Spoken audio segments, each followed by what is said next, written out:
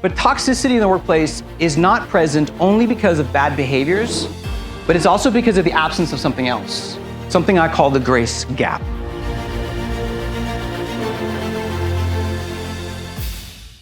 We are at Venture X in San Antonio, Texas, Venture X Northwest. We're gonna talk about culture. There's a bunch of people here, entrepreneurs, small business owners, change makers, who want healthy cultures. I'm gonna show them how to do it. Let's go.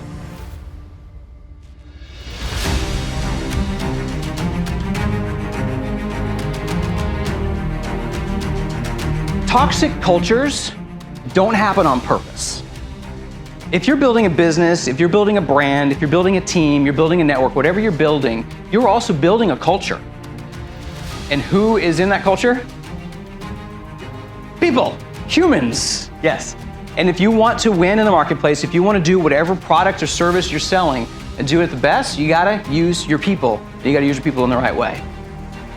Because there's a cost. There is a cost of $435 billion of lost productivity because of disengagement. Yeah, Alan's talk really inspired me from a way of thinking about toxic culture and the reasons that it happens and the ways that we can work to get rid of toxic culture, right? I have found that there is something I call the grace gap. If you take the idea of grace, it's sort of this moment of creating space to say, it's okay. It's okay if it's not okay.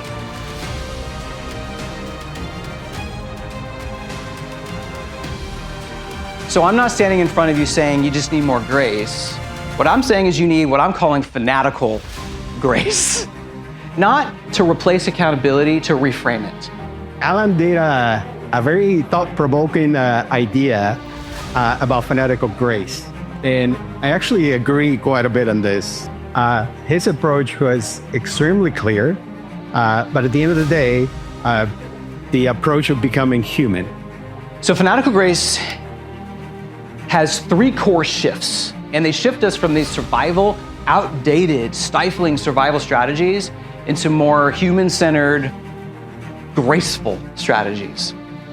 And they teach us that there are 3 traps that we can fall into. This is something I believe in my core, 25 years working in the business, working in industries. This is not theory, y'all. This is trenches.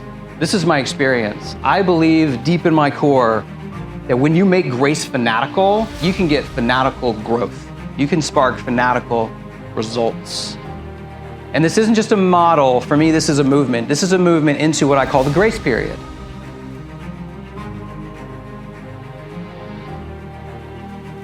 The one thing that I really loved about his presentation was that he was funny.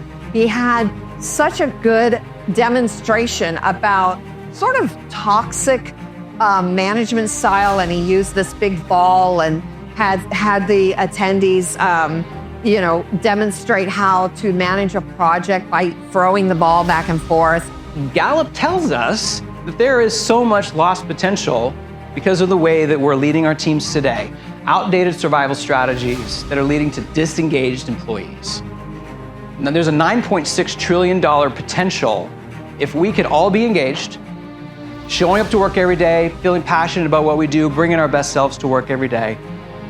And if you're building a business, if you're building a brand, if you're building a team, whatever you're building a culture. You want a culture of engaged people. Because I think this is not a soft skill, this is a strategic competitive advantage. So make grace fanatical, and if you do, you will spark fanatical growth for your business. Thank you.